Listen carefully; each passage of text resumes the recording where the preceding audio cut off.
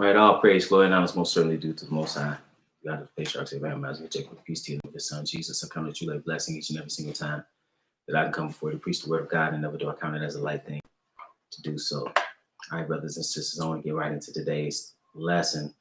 And yesterday I dealt with who you should not marry and how it's dangerous to marry somebody that you would be unequally yoked with. Today I want to deal with just some attributes of women in regard that you as a man should not marry. I'm going to deal with men as well. So before somebody says, well, what about men? We're not talking about men right now. We're talking about women. Peace to you, Brother Will. It's good to see you there, good brother. Peace to you. I just want to deal with a few attributes. And just, just to be honest, this is, sometimes somebody who's a little older, I'm getting a little older. I'm not old yet, but I'm getting a little older. And peace to the brethren, Brother Joshua, Brother Makai. It's good to see you, brothers. One thing about it is that sometimes that person has advice for you that, you could take it or you could leave it, but it'd be to your detriment sometimes to leave it because they know what they're talking about. And just from the conversations that I've had with brothers, even just in general and in the word, and things that I've observed, is certain things that the Bible, man, is dead on when it comes to the type of attributes that you would want in a woman. Because some of the most, I'm gonna just be real with you, some of the most unhappy men that I meet, the reason why they're unhappy is because they are in a situation where they chose the wrong woman. And that's just the reality of the situation. They chose the wrong woman and they are miserable. And, it's some things that you just are telltale, certain things that shouldn't be a compromise. It's just certain things you need to know. So what I want to do is I want to just point out some basic things before you get to the virtuous woman and all that, which is hard to find. A woman with those attributes. We're gonna deal with the basics. Let's go to Genesis and just look at some common sense type things. Because common sense today, as some would say, old folks would say, ain't so common. Okay? And let's look at this in Genesis, the 2nd chapter, and verse 18. And this is just something that men should take heed to. It said, and the Lord God said, it is not good that the man should be alone. I will make an help meet for him. When it says a help meet for him, it means a help that is fit for him. It didn't say he was going to make your equal. It didn't say he was going to make your boss. He said, I'm going to make a help meet or fit for him. If a woman does not know that is her purpose, to be a help meet for a man, I would advise you not marry that woman. I'm going to say it again. If she doesn't know what she's supposed to be as a woman, why would you marry that woman?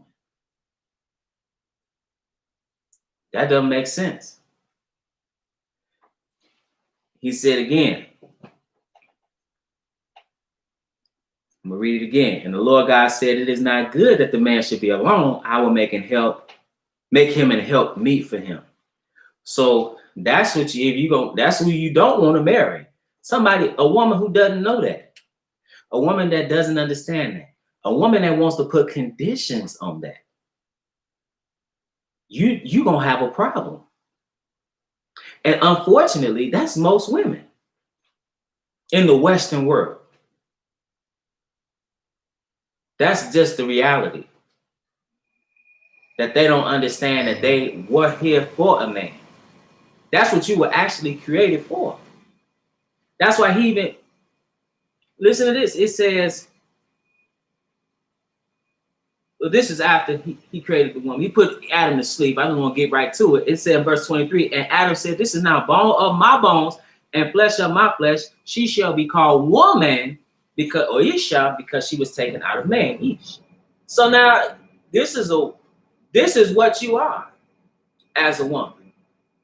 You are of the man and made to be a helpmeet for the man. I know this seems archaic. I know this seems misogynistic. This ain't chauvinist, but what this is Bible. This is Bible. It doesn't mean a woman is dumb. It doesn't mean anything like that. Doesn't mean a woman is a doormat. Doesn't mean anything like that. But what it does mean is that that's what a woman is for. If the woman is not going to be that, why marry her in the first place? Let's go to 1 Corinthians. I'm just trying to give you some advice. And it's not just for, it's what I have observed and what over and over and over again talking to brothers. This is 1 Corinthians the 11th chapter and verse 8. It says, for he and Paul in the New Testament, Paul confirms. We read in Genesis, he said, for the man is not of the woman, but the woman of the man. Today, you would think it's the other way around. So again, if a woman does not understand this, it would not be wise to choose that woman. Because you have to function, and again, we're going to get to the man. Not today, we're going to get to the man. But you need to function in that whatever you are. That's what a woman literally means is from a man. Now we saying the black woman or the woman is God to be worshipped. That's foolishness. And he tells you that's foolishness. He said, neither was the man created for the woman, but the woman for the man. The woman, I'm gonna read this again, in slow motion. Neither was the man created for the woman, but the woman for the man. That's why you were created. That if you compare this to, and we reading the good book, if you compare this to what's being pushed in society, and again, particularly Western society, and it permeates throughout the world. But if you look to a large extent, but if you look at this, again, her purpose, again, she was created for you. But if you're going to marry a woman that think you were created for her, you are making a huge mistake. Peace to you, Brother Marcus. Good to see you, good brother. That's a mistake. I'm going to say it again, that is a mistake. Now, you got women who think they your boss, that you were created for them and their purposes, and therefore they are no benefit unto you, but they something else. Let's go to Proverbs, the 14th chapter.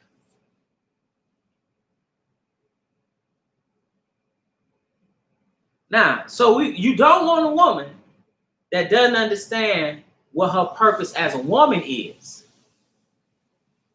This is Proverbs, and again, we're going to get to the men, but not today. Proverbs, the 14th chapter, and we're going to pick it up. Peace to you, Sister Ruth. Good to see you there. Proverbs, the 14th chapter, and verse 1. It said, every wise woman buildeth her house. So now, peace to you, Brother Isaiah. Now, good to see you there as well, good brother. So now a woman can build a house, and she is of the household of her husband. She helps build that house through child rearing, but she also helps build that house in the things that she does. When you look at the portrait of the virtuous woman in Proverbs, the 31st chapter, that woman was a benefit to her household. She's helped building up. So that's the kind of woman that you would want, right? A wise woman. But what don't you want? He said, for every wise woman buildeth her house, but the foolish plucketh it down with her hands. You don't want a foolish woman. You do not want a foolish woman. Because what is she going to do? Act a fool. How is a fool going to be beneficial to you? She's opening her mouth, she has something dumb or ignorant to say. That's not what you want. You want a wise woman. A woman that's wise enough to not speak when she shouldn't, or to speak with some wisdom. It's common sense. You don't want a fool. You can look at a woman, she's beautiful, she's this, she's that, as far as how she looks, but does she have some wisdom? So you don't want to marry a woman who isn't wise. Let's go to, we still in Proverbs. We're going to be in Proverbs a little bit. Let's go to Proverbs, the 19th chapter. And this is a big one. And Solomon would know because he had 1,000 wives. This is 700 wives, 300 concubines, to be specific. But Proverbs 19 and verse 13. It said, a foolish son is the calamity of his father, and the contentions of a wife are continual dropping. So what is it? What is a contention? Somebody who's contentious, somebody who's argumentative. You do not want a woman, first of all, as a man, I don't see how you sit there and argue with no woman. But additionally, you don't want a woman who is argumentative, going to tell you what you need to do, going to tell you like it is, going to give you a piece of her mind. That's not what you want. Again, I know this sounds archaic. I know it sounds misogynistic. It sounds chauvinistic. But what it is what you're hearing, the sound is the Bible. I'm going to say it again. A foolish son is the calamity of his father, and the contentions of a wife are continual dropping. The continual dropping is like irritant, like a leaky roof. That's not what you want. That's an irritant. Why would you want that? Why would you want a woman who would think that it's her place to sit there and argue with you? What kind of respect is she showing you? Because she was made for you. That's literally why a woman was made. So now, you don't want that. You don't want a contentious woman. Let's stay in Proverbs. Proverbs, the 21st chapter. We're going to pick it up at verse,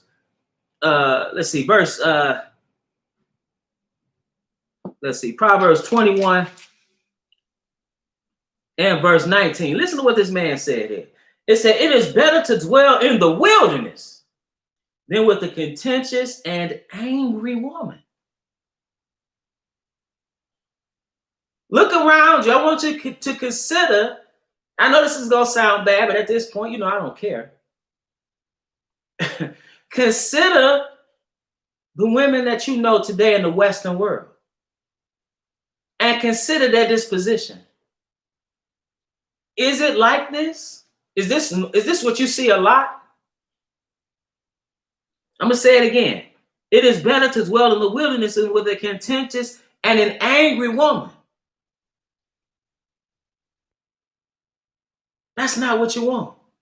I grew up next to my neighbor growing up. All my childhood. His wife was like that. How do I know? Because I could hear her. Never saw her face, by the way. Couldn't pick up out of a police lineup. But I heard her on more than one occasion arguing with him, cussing him out, talking about his mama. Saying some of the most vile things you ever want to hear about the one she married. And he was miserable. And he used to have this little dog. Well, it was actually a big dog, but it was all raggedy looking and needed to be groomed. And it seemed like he just picked it up off the street and he had some sympathy for the dog. But I said in my mind, and again, I'm not saying this is accurate, but I always thought that he felt compassion because he saw something inside that dog in himself because he had been broken down.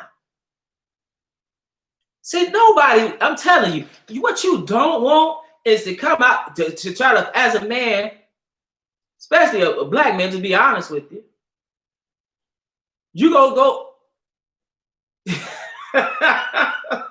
He said, I teach this lesson 20 years too late. Okay. But I know what I'm talking about. Because I just talking to brothers and observing things, even from my childhood on up, just seeing different things. It's not what you want. But you go out into the world and try to fight and make a way for you and your family. You fighting at home, at work, at the job, in the world, and then you got to come home and now round 15, like they used to have back in the old days. Thriller Manila in your living room. Arguing over what? But again, I'm not even saying you engage in the argument, because that's not what should be going on. But that's what I see all the time. Miserable brothers. Why? Because they had contentious wives. I see it all the time. Again, it is better to dwell in the wilderness than with a contentious and an angry woman. See, a woman should be your comfort. You don't want to come home and fight with a woman. Why would you do that? We still in Proverbs. Proverbs 27. And I want to pick it up at verse, let's see, 15. Here he says a similar thing. He says a continual dropping in a very rainy day and a contentious woman are alike. They're similar. He makes this analogy. They're similar in that you don't want to be bothered with either one of them. Just like how you trying to get out of the rain when it's raining hard. Oh man, I got to get out this rain. That's how it is when a woman is doing that. And those signs are there before you would marry a woman.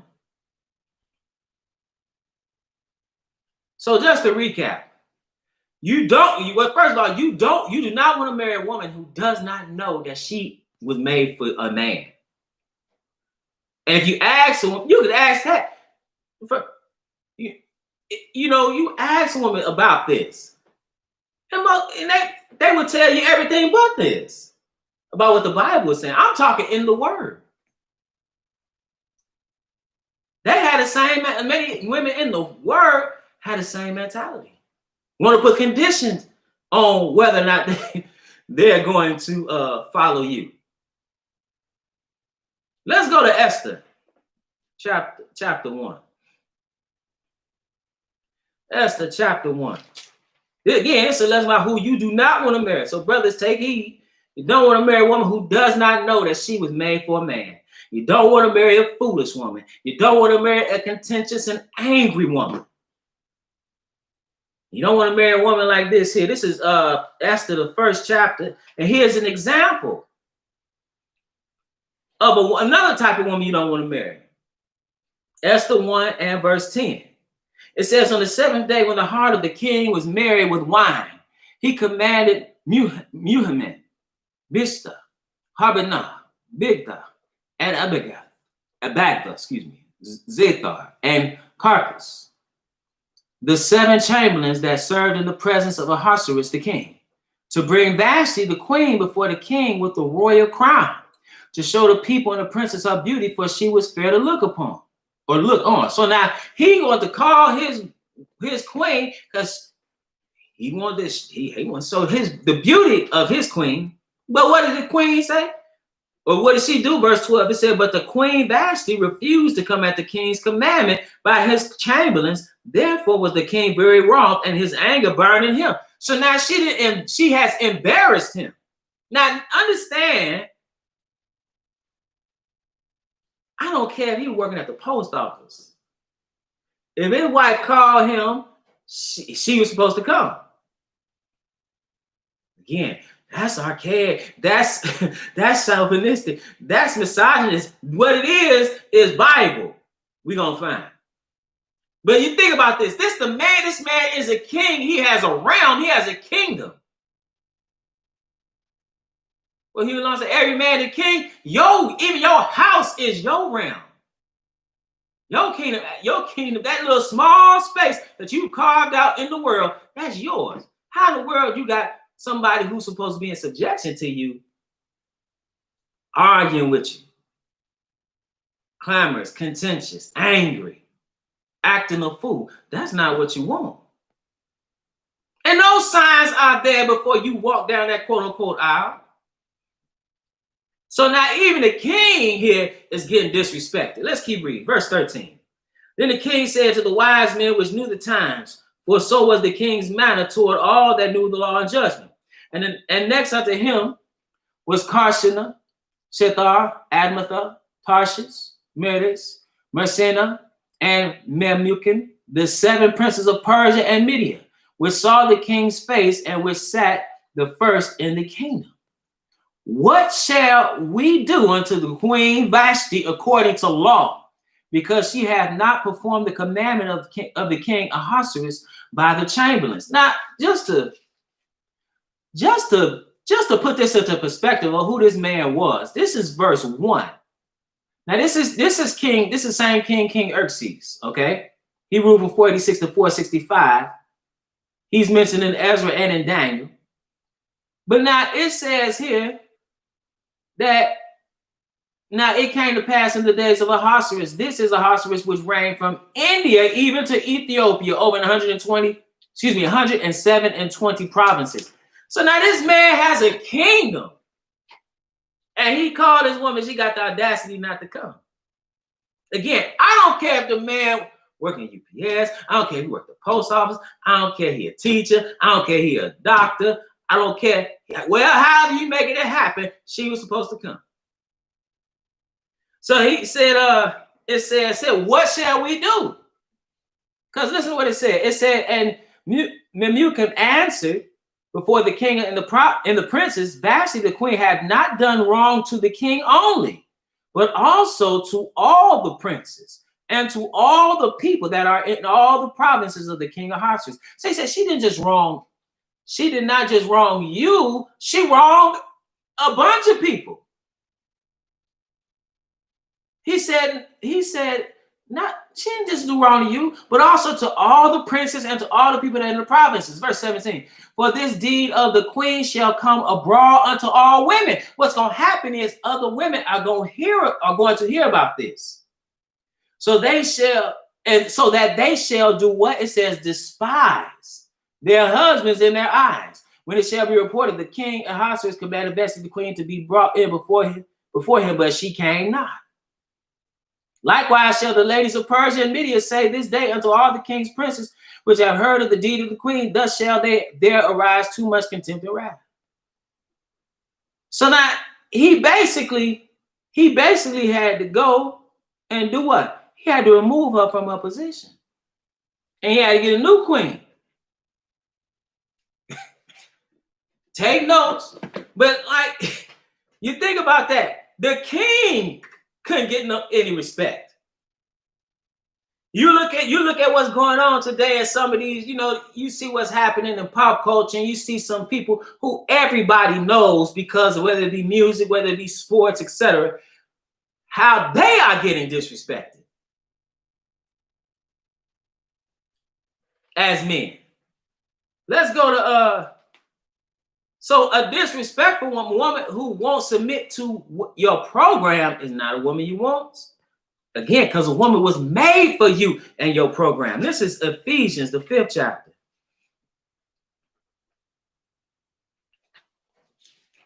Ephesians, the 5th chapter. I want to pick it up at verse 22. He said, wives, submit yourselves unto your own husbands as unto the Lord.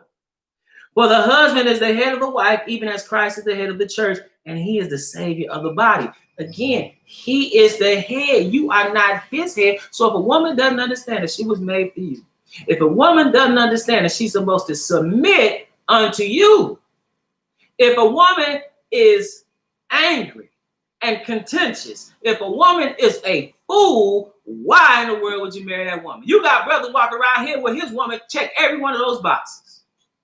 I'm telling you, don't do it. Don't make that mistake. It's the last place. It's the last place. We're in Deuteronomy. I don't put something else on your mind and I'm out of here. Deuteronomy 22 and verse 12. Excuse me, I said 22. Give me 1 second.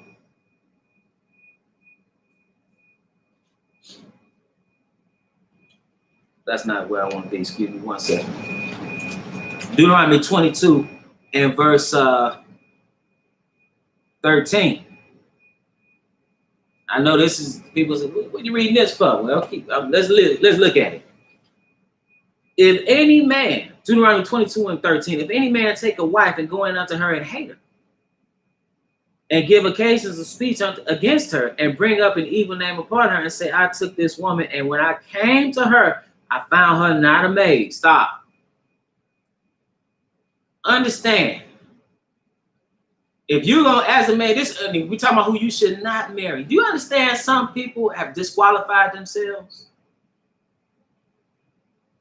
You know, the standard is so low. What we have today going on amongst women, quite frankly, you start to have sex as a teen, 15, 16, even younger than that.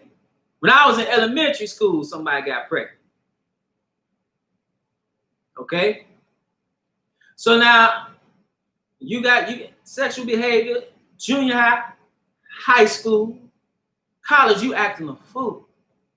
Then you get to a point where you're in your 20s, you done had one illegitimate or two illegitimate, three illegitimate children.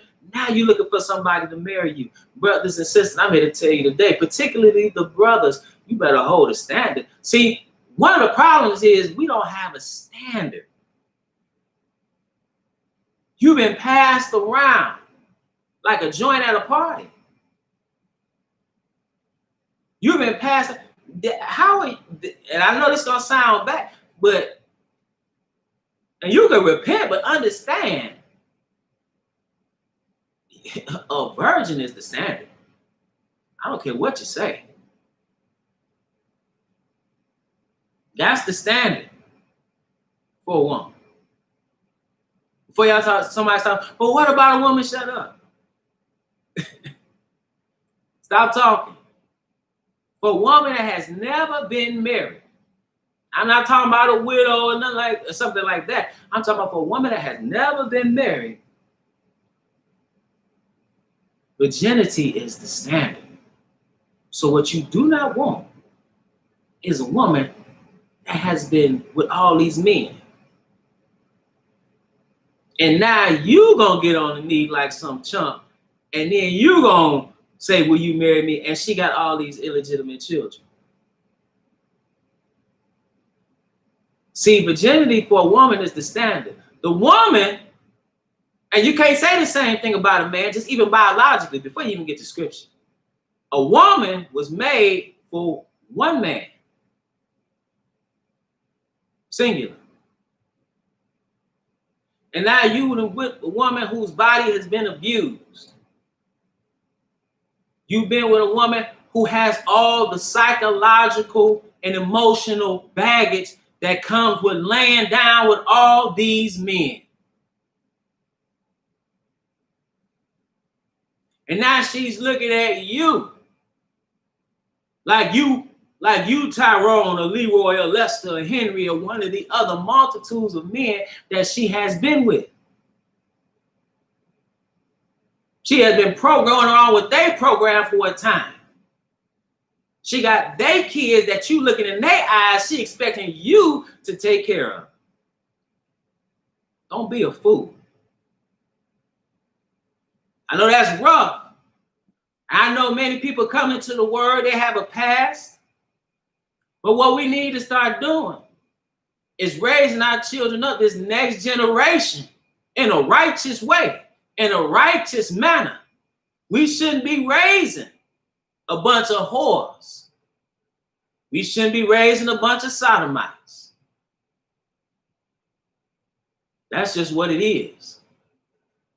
So just to recap, I want you to go, you're getting late, go ahead and sleep on it. If you're a man who you do not want to marry, you don't want to marry a woman who doesn't know she was made for a man. You do not want to marry a woman who doesn't understand she's supposed to submit to you as a man, as her head. You do not want to marry a woman that is a fool and lacks wisdom. You do not want to marry a woman who is contentious and angry and argumentative. And you do not want to marry a woman who is promiscuous. That's not what you want. If you think about it, why was this an issue here? Because the standard was a woman, she was supposed to be a virgin. And if you continue to read this, it's evident through the reading that that was cherished by the family. And there were consequences if this man was telling the truth, and she would actually be killed. And it was a consequence if this man was lying on her name. He would be fined. That's just something to think about who you should marry. With that, brothers and sisters, I know it's a little rough, but it is what it is. With that, we at the Household of Faith meet every Sabbath at 5925 West 25th Avenue in Gary, Indiana at 1 p.m. Central Standard Time. We live stream right here on the Israel Teach YouTube channel, as well as at www.israelteach.org. If you've been edified through the ministry and would like to leave a donation, you can do so on our website, www.israelteach.org, ISRAELTEACH.org. 100% of the proceeds goes to the work of the ministry, not in our pockets. And we thank you for those who have blessed us with donations. We appreciate that. And we have Bible study every Wednesday night at 7 p.m. Central Standard Time on Zoom. The personal meeting ID number is 845-7108-8849. Again, that personal meeting ID number for our Wednesday, 7 p.m. Central Standard Time Bible study is 845-7108-8849. We also have a Bible study coming up tomorrow night, Friday night at 8 p.m. on Zoom. And that's a question and answer. So you can come in and ask your questions that you have in the Bible. Lord willing, we're asking them according to what thus saith the Lord in the book. That personal meeting ID number is 602-961-1318. Again, that number is 602-961-1318. Again, that's our question and answer Bible study every Friday night, Central Standard Time at 8 p.m. on Zoom. And finally, brothers and sisters, there are books that I've written that are available on Amazon and Barnes & Noble and other places where books are sold. Into Egypt Begin with Ships, The Pagan Origins of Christian Holidays, Hell Like War, Feel Like Burn Brass, Killing Black Innocents, Pagan Origins of Christian Holidays. I don't know if I said that one.